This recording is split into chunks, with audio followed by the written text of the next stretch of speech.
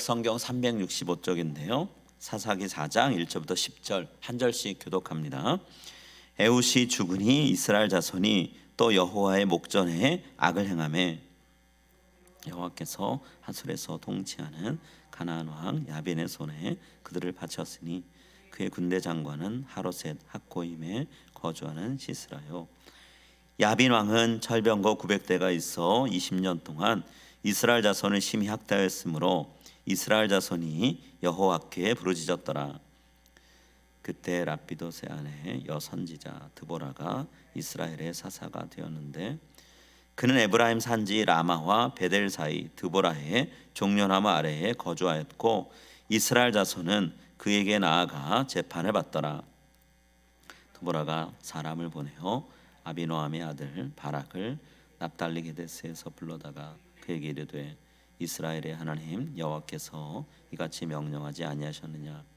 너는 납달리 자손과 스불론 자손 10,000명을 거느리고 다볼산으로 가라. 내가 야빈의 군대 장관 시스라와 그의 병거들과 그의 무리를 기손강으로 이끌어 내게 이르게 하고 그를 내 손에 넘겨주리라 하셨느니라. 바락이 그에게 이르되 만일 당신이 나와 함께 가면 내가 가려니와 만일 당신이 나와 함께 가지 아니하면 나도 가지 아니하겠노라 하니 이르되 내가 반드시 너와 함께 가리라. 그러나 네가 이번에 가는 길에서는 영광을 얻지 못하리니 이는 여호와께서 시스라를 여인의 손에 파실 것임이니라 하고 드보라가 일어나 바락과 함께 게데스로 가니라. 바락이 스불론과 납달리를 게데스로 부르니 10,000명이 그를 따라 올라가고 드보라도 그와 함께 올라가니라. 아멘.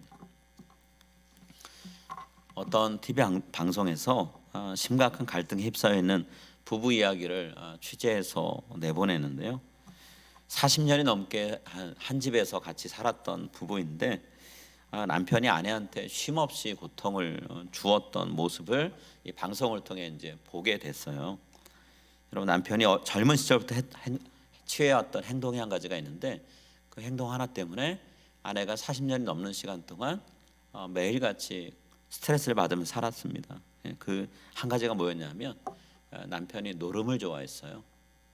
돈 내고 내기하는 걸 좋아했던 거죠.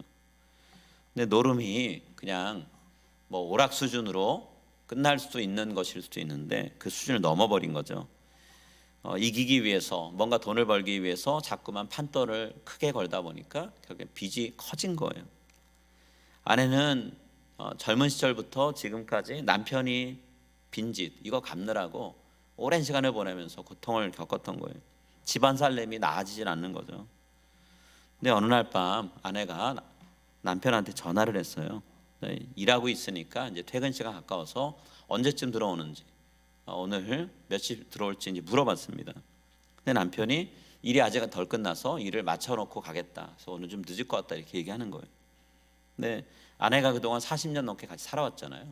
그러니까 남편이 통화하는 내용이 늦게 들어올 이유가 없다고 생각되는데 늦게 들어온다고 하니까 일한다고 하니까 이상하게 여기고 남편이 일하는 곳에 직접 찾아갔어요. 찾아가서 문을 그냥 벌컥 열었더니 안에서 이제 일이 벌어지고 있었던 거죠. 남편이 또 노름판을 벌이고 있는 거예요. 남편한테 어떻게 이럴 수 있냐라고 하면서 젊은 날 그렇게 나를 고통스럽게 만들고 괴롭게 했으면서 나하고 약속하기를 이제는 노름에서 손 떼겠다 얘기해놓고 또 그러냐 하면서 화를 내고 소리 지르다가 그만 정신을 잃고 쓰러져 버렸어요. 그래서 결국엔 이 방송이 잠시 중단이 돼버린 거죠. 쓰러진 사람을 놔두고 취재할 수는 없잖아요. 그래서 거기서 멈추고 이제 그 다음 나중에 진정이 된 다음에 다시 방송을 촬영을 시작했는데 여러분, 우리가 3살 버릇 80까지 간단 말 있죠. 3살에 배웠던 건데 80이 되어 나이가 들고 이제는 인생을 좀 뭔가 좀 돌아보면서 이전에 있었던 것들을 좀 만회할 수 있는 그런 시간이 될 수도 있는데 그 말이 지금 이 두 부부의 상황에 적용이 되지 않나 싶은 생각이 들어요. 좋은 버릇을 들여놓은 거야 어느 누가 뭐라 그러겠어요. 좋은 습관 들여서 잘 살면 그건 적극적으로 잘 해라 하겠지만 배워서는 안 되는 나쁜 습관을 오래도록 간직하면 그거는 그냥 좋다고 얘기할 수 없는 거잖아요. 습관이니까, 몸에 배어 있는 거니까 괜찮아라고 말할 수 없죠. 여러분, 이스라엘 백성들한테도 버리지 못하는 나쁜 습관이 하나 있는데요, 하나님을 배신하고 이방신 섬기면서 악을 행하는 것, 이게 이스라엘 백성이 버리지 못한 악한 습성이에요. 자, 이 나쁜 습성 때문에 하나님께 징벌을 받기도 했죠. 고통의 세월을 보내기도 했어요. 근데 징벌받고 고통받으면 그때 잠깐 괴로워서 뭔가 좀 변화되는 듯 보이는 모습을 보이지만, 평화로운 시간이 찾아오면 어김없이 또 원상태, 본인들이 몸에 배어있는 습성대로 원래대로 돌아가는 거예요. 오늘 4장 1절 말씀의 시작이 딱 그 부분을 얘기하고 있죠.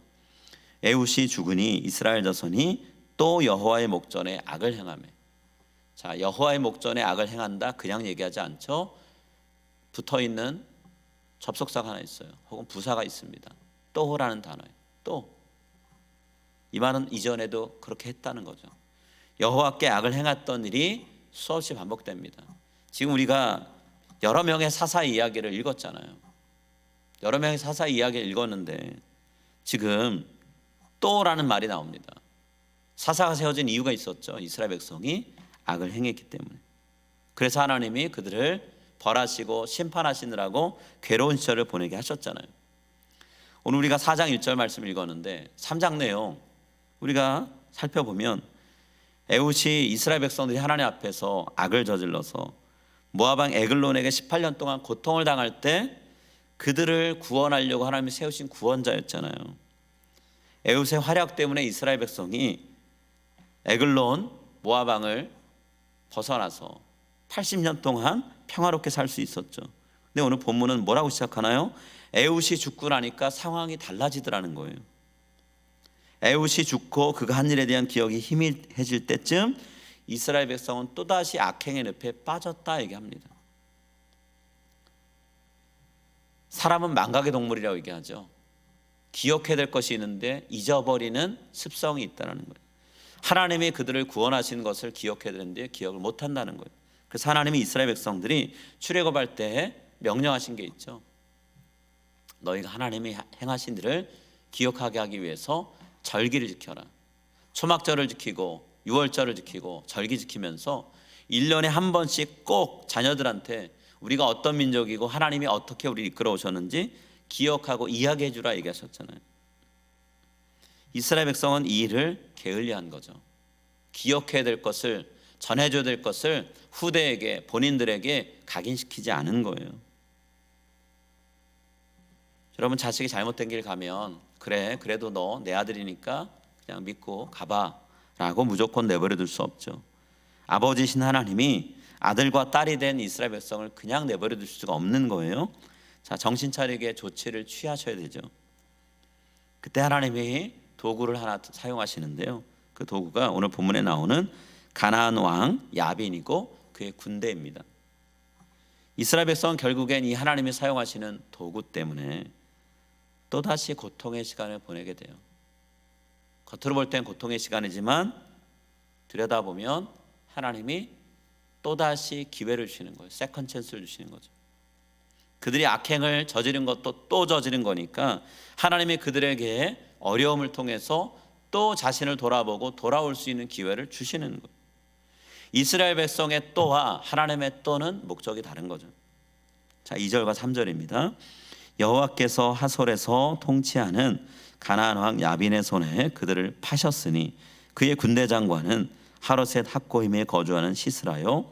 야빈 왕은 철병거 900대가 있어 20년 동안 이스라엘 자손을 심히 학대했으므로 이스라엘 자손이 여호와께 부르짖었더라.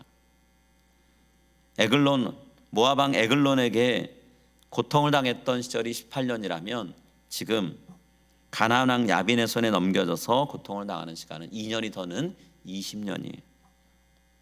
하나님 기간을 늘려서 그들이 돌이킬 수 있는 기회를, 자신을 돌아볼 수 있는 시간을 더 주신 것 같아요.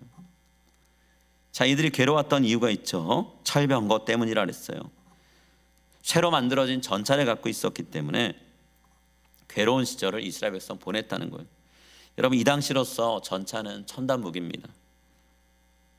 최근에 우리가 러시아의 침공으로 우크라이나에서 벌어지는 전쟁을 보면서 뉴스 채널에서 두 나라의 군사력 혹은 전 세계 군사력을 비교하는 기사들, 뉴스를 자주 보게 돼요. 러시아는 세계 2위의 군사력을 갖고 있다라고 알려져 있습니다. 그런데 서방 세계 군사 지원받고 있는 우크라이나와 전쟁을 치르면서 쩔쩔매고 있어요. 비공식적인 통계로 러시아 군인이 적어도 지난 3개월 동안 3만 명 이상 죽었다 얘기합니다. 러시아 내부적으로 이제 싸움 그만하자. 얼마나 더 많은 청년들과 젊은이들이 죽어야 이 전쟁을 끝내겠냐라는 목소리가 나오고 있다라고 얘기해요. 물론 공식적인 채널을 통해서 러시아는 부정합니다. 그러나 여기저기서 그런 얘기가 나오고 있어요. 이게 단순히 러시아 내부를 흔들려는 심리전인지 실제 상황인지는 알 수 없지만 그러나 죽은 군인이 많다는 것만큼은 사실인 것 같아요. 자, 세계 군사력 2위인 러시아가 쩔쩔맨다. 쩔쩔매는 이유가 있죠. 우크라이나가 지원받은 무기들이 러시아 갖고 있는 것보다 훨씬 더 첨단 무기이기 때문에요. 빠르게 이동하면서 대포를 쏘고 미사일을 발사하는 전차, 장갑차 혹은 휴대용 미사일 발사기를 갖고 있음으로 인해서 이 전쟁이 러시아의 계산으로 한 3, 4일이면 끝날 거다 생각했는데 지금 3개월이 넘었고요. 앞으로 이 전쟁이 어느 쪽이든 물러서지 않으면 연말까지도 가겠다 혹은 그 이상도 될 수 있다라는 얘기를 합니다. 자, 그러면서 첨단 무기를 각 나라마다 더 많이 확보하려고 애를 쓰고 있어요. 자, 지금 오늘 본문에 나오는 이 당시의 최첨단 무기는 전차입니다. 빠르게 휩쓸고 지나가서 공격하고 빠질 수 있는 그런 무기예요. 지금으로 얘기하면 전차, 장갑차 혹은 대포를 싣고 다니는 그런 군사용 차량이 될 수 있겠죠.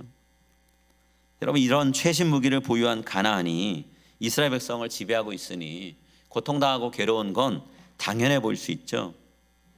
근데 이게 반드시 성경상의 이야기에서 당연한 것만은 아니에요.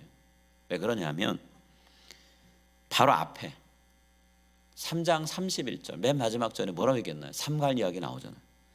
여러분, 삼갈은 전쟁 무기가 아니라 양떼를 몰고 다닐 때 사용하는 막대기 하나로 블레셋 군인 600명, 정예 훈련을 받은 사람들 600명을 죽였어요. 싸움에서 이겼단 말이에요.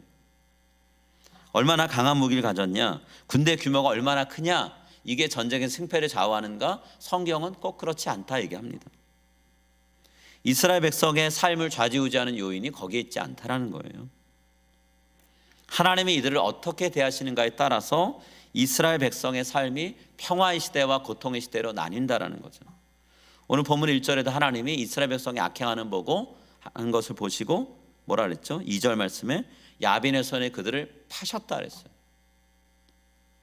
철번 것 때문에 이스라엘 백성이 고통을 당하고 있는 게 아니고 하나님이 그들을 넘기셨기 때문에 이렇게 됐다라는 거예요. 죄악을 가만히 볼 수 없어서 하나님이 깨우치려고, 저들이 자신의 삶을 돌아보게 하시려고 손을 떼어버리시니까 그렇게 됐다라는 거죠. 이스라엘 백성은 지금 철병 것 때문에 고통당하는 게 아니라 우리의 죄악 때문에, 하나님의 심판 때문에 고통당한다는 사실을 알아야 됐다는 거예요. 하루라도 빨리 이 사실을 알고 하나님께 돌아와야 되죠. 때로 고통이 우리가 잊고 있던 어떤 누군가 혹은 어떤 기억들을 떠올리게 할 때가 있잖아요. 자, 이스라엘 백성이 이 고통을 당하면서 성경에 분명하게 회개했다라는 표현은 없습니다. 온전한 회개는 아닌 것 같아요. 그렇지만 하나님을 기억한 건 분명해요. 하나님께 아픕니다, 괴롭습니다, 힘들어요 라고 고통을 호소하고 있다는 거예요. 고통을 통해 하나님께 도움을 요청할 수 있는 마음은 갖게 됐다는 거예요. 자, 이때 하나님이 이스라엘 백성 호소에 반응하시면서 여선지자인 드보라를 사용해서 이 문제를 해결하시죠. 여성을 사용하신 하나님의 모습을 보게 됩니다. 하나님은요, 이스라엘 백성이 영적으로 어두운 시대를 살고 있을 때 그 어두움을 밝히기 위해서 여선지자인 드보라를 세우셨어요. 4절과 5절입니다. 우리 한번 같이 읽겠습니다. 그때에 랍비돗의 아내 여선지자 드보라가 이스라엘의 사사가 되었는데 그는 에브라임 산지 라마와 베델 사이 드보라의 종려나 아래에 거주하였고 이스라엘 자손은 그에게 나아가 재판을 받더라. 하나님은 남자들을 제사장으로 삼아서 이스라엘 백성들이 하나님 말씀을 들을 수 있도록, 저들이 잘못된 길을 갈 때 죄를 용서받을 수 있도록 제사드리게 하셨어요. 그런데 남자들로 구성된 제사장들이 제 역할을 못합니다. 이스라엘 백성은 점점 더 악의 늪에 빠져들고 있어요.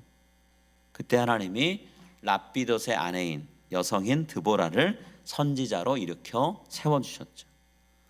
랍비돗이라는 단어의 의미는 횃불 혹은 불빛이라는 의미가 있습니다.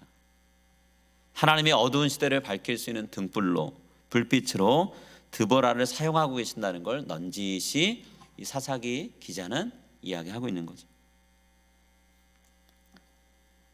제사장들은 언약궤가 모셔져 있는 실로에 머물고 있습니다. 혹은 그동안 제사가 많이 드려졌던 베델에도 있어요. 그런데 드보라는 그런 곳과는 거리가 먼 곳에 있죠. 에브라임 산지에 라마와 베델 사이에 거주하고 있다, 이렇게 얘기합니다. 영적인 변방에서 하나님이 드보라를 세우셨다는 거예요. 영적인 중심지로 보자면 실로나 베델이 하나님이 세우시는 선지자가 나오는 곳이 되어야 될 것 같은데, 그런 곳이 아니라 제사장은 가득 채워져 있어도 제 역할 못하는 그런 땅이 아니라 정말 하나님이 선지자를 세울까 생각되는 그런 땅에서 세우셨다는 거예요. 마치 예수님이 나사렛 출신이라는 것 때문에 사람들에게 나사렛에서 무슨 선한 게 날 수 있냐라고 말씀을 들으셨던 것처럼, 드보라도 그런 얘기를 들을 수 있는 지역 출신이었고 그런 곳에 살고 있었어요. 그런데 하나님은 그런 드보라를 세워서 쓰시더라는 거예요. 남성들이 하나님 말씀에 귀 기울이지 않을 때 하나님만 바라보고 하나님 말씀에 순종하는 삶을 살고 있는, 혹은 그렇게 살아갈 드보라라는 여성을 하나님이 주목하시고 세우시더라는 거죠. 그리고 하나님은 그 드보라를 어떻게 쓰시나요? 온 이스라엘 백성이 드보라를 찾아와서 자신들이 지금 당하고 있는 이 고통의 문제를 어떻게 해결할지 답을 좀 가르쳐 주십시오라고 묻게 하셨어요. 온 이스라엘 백성의 앞으로의 나아갈 방향을 묻고 답을 듣는 대상으로 하나님은 드보라를 사용하셨다는 거예요. 하나님이 드보라를 사용하시는 이 모습을 보면서 우리가 마음속에 소원을 한 가지 품었으면 합니다. 우리 교회에도 하나님의 말씀에 귀 기울이고 영적으로 민감하게 반응하는 여성도들이, 여성 리더들이 많아지기를 바라는 기도를 했으면 좋겠어요. 하나님의 뜻을 바르게 분별하고 순종하면서 교회 공동체, 우리 교회 공동체를 하나님 말씀에 순종하는 사람들로 가득할 수 있는 그런 모임이 되도록 이끌어갈 수 있는 여성도님들이, 여성 리더들이 많아질 수 있기를 간절히 기도합니다. 한국교회를 보면 여성도들의 눈물과 기도와 땀이 어려서 세워진 교회예요. 하나님 여성도들을 끊임없이 사용해 오셨습니다. 한국교회의 구성원의 대다수가 여성도회죠. 한인교회의 대다수가 여성도들입니다. 하나님이 이렇게 모아주신 풍성한 자원들이 하나님의 부르심에 따라서 귀하게 쓰임받는 그런 교회가 되었으면 좋겠어요. 여성도들이 대부분인데 그러나 제 역할을 못해 라고 이야기되는 게 아니라, 여성도들이 있기 때문에 우리 교회가 영적으로 밝다, 정말 하나님이 세우시는 등불들이 많다라고 그렇게 불리는 그런 우리 교회가 될 수 있기를 바랍니다. 자, 이스라엘 백성이 가나안 왕 야빈의 군대 때문에 고통 중에 있었죠. 이 문제 해결하기 위해서 하나님이 드보라를 사용하셨어요. 근데 하나님은 어떻게 드보라를 사용하시나요? 드보라를 통해서 이스라엘 백성을 구원할 바락이란 사람을 세우시죠. 군대를 모집하고 전쟁터로 그 군대를 이끌고 나갈 수 있도록 바락을 세우고 독려하고 바락과 함께 가는 일을 드보라를 통해 하셨어요. 중요한 일에 쓰임받을 사람을 세우는 일, 드보라를 사용해서 하셨다는 거예요. 자, 6절과 7절입니다. 드보라가 사람을 보내어 아비노함의 아들 바락을 납달리 게데스에서 불러다가 그에게 이르되, 이스라엘의 하나님 여호와께서 이같이 명령하지 아니하셨느냐? 너는 납달리 자손과 스불론 자손 10,000명을 거느리고 다볼산으로 가라. 내가 야빈의 군대 장관 시스라와 그의 병거들과 그의 무리를 기손강으로 이끌어 내게 이르게 하고 그를 내 손에 넘겨주리라 하셨느니라. 지금까지 하나님이 이스라엘 백성을 다른 민족의 압제에서 구하실 때 사용하신 사람들 다 하나님이 직접 찾아가셨어요. 거의 다 그러셨어요. 누구를 대신 보내서 그런 일 하지 않으셨습니다. 그들에게 직접 찾아가서 하나님이 그들을 쓰고자 하신다는 뜻을 밝히셨죠. 그런데 오늘 바락을 이스라엘 구원자로 세우실 때는 직접 다가가지 않고 드보라를 통해서 다가가셨어요. 이 싸움에서 하나님이 직접 적군을 이끌어내겠다, 바락의 손에 적군을 넘기겠다라고 하는 그 약속의 말씀, 하나님 드보라를 통해 전하셨어요. 드보라가 하나님과 막힘없는 소통에 시간을 보내는 사람이었기 때문이었겠죠. 하나님과 대화가 단절된 시대를 살고 있었지만 드보라는 그런 시대의 문화를 역행하면서 하나님과의 교제, 하나님과의 친밀한 소통을 이뤄가고 있었다는 거예요. 달리 표현하면 깨어있는 소수로 드보라는 살고 있었다는 거죠. 자, 그에 비하면 바락이라는 사람은 준비가 덜 된 사람이었어요.